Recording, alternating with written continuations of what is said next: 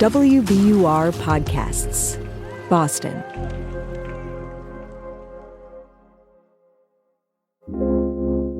I'm Darrell C. Murphy, and you're listening to The Common. 5 decades ago, the album Songs of the Humpback Whale hit record stores, introducing the world to haunting whale sounds that most people had never heard before. The iconic album, produced by biologist Roger Payne and recorded with his then-wife, Catherine Payne, and engineer Frank Watlington, was a surprise hit, eventually becoming the most popular nature recording in history. The album energized the Save the Whales movement, which led to a 10-year moratorium on whaling worldwide and pushed Congress to pass the Marine Mammal Protection Act. With that landmark act turning 50 this year, WBUR's Barbara Moran sat down with 87-year-old Roger Payne at his home in Vermont to talk about how the album came to be and why he's still listening to whales.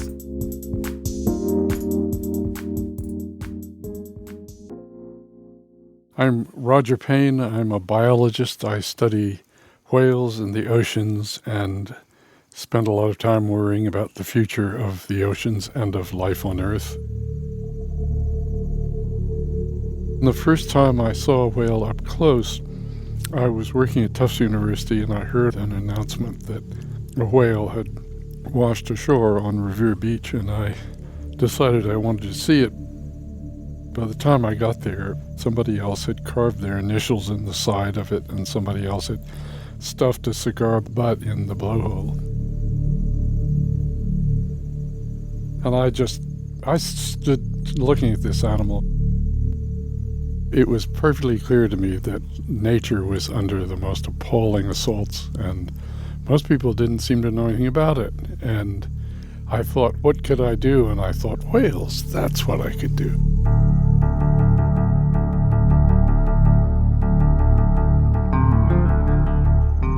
There was this fellow in Bermuda named Frank Watlington who worked for the Navy doing something secret.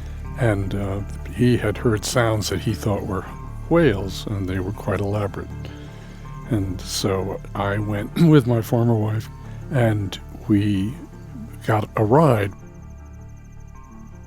As we boarded the boat, Frank took us through the engine room and took out of his pocket a tape, a magnetic tape. And he threaded the tape across the heads of the recorder, and he hit the on switch. And then, leaning forward and putting the headphones on my head, he said, "I think these are humpback whales." And what I heard completely blew my mind.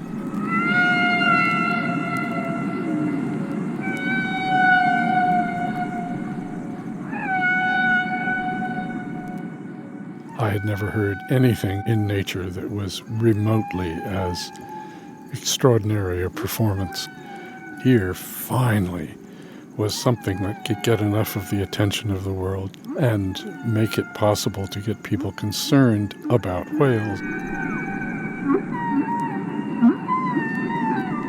People knew at the time that a whale was a big blubbery animal, and that's about it. We were killing 33,000 large whales each year. It was dead obvious that whales were on the brink of extinction. I decided that I wanted to make a record almost at once. I just thought the world has to hear this. That record took off, and it became the most successful recording of natural history sounds ever.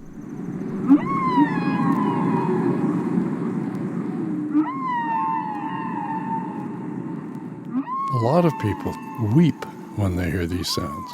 It hits them emotionally. And I've never wept when hearing them, but I've come damn close. And I thought to myself, this is how I'm going to spend my life.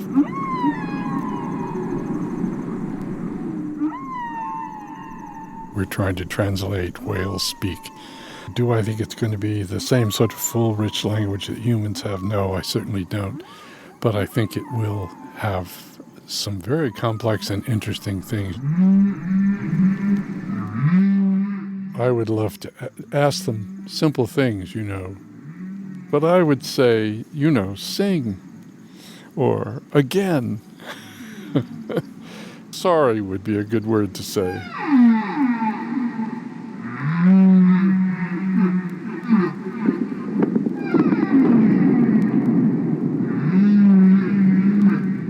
Once a whale speaks to humanity, no matter how simple its message, it has a chance, I think, to get the attention of the world in a way that it just desperately needs to have.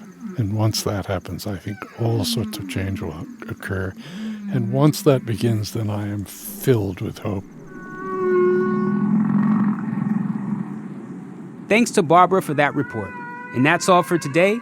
We've got one more story from our newsroom for you on Monday. Then we'll be back with more episodes of The Common. Until then, I'm Darryl C. Murphy. Have a happy new year and stay safe out there.